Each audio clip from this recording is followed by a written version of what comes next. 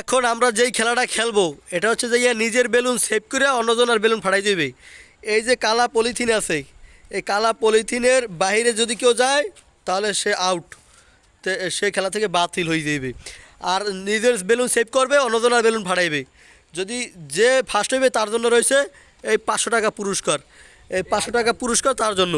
আচ্ছা, এই 500 টাকা পুরস্কার তোমাদের জন্য খেলা, ঠিক আছে?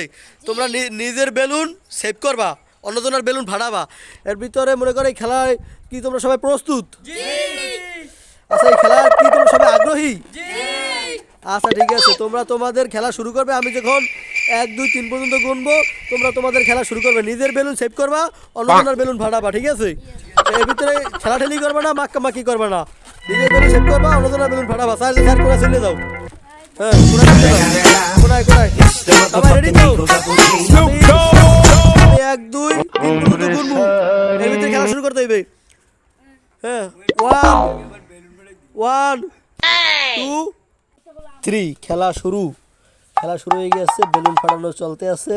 দেখা যাক এখানে কে হয় বিজয়ী, কে নিজের বেলুন সেভ করিয়া অন্য বেলুন ফাটাইতে পারে। দেখা যাক। চলুক এখন পর্যন্ত কাউন্ট ফাটে না, একটা ফাটতে গেছে। শফিকুল ইসলাম বাদ ফাটতে গেছে। 3 জন আছে মাঠে, আর একজন আছে 4 জন। শেষ, কিন্তু যারটা পারছে সে মানতে রাজি না।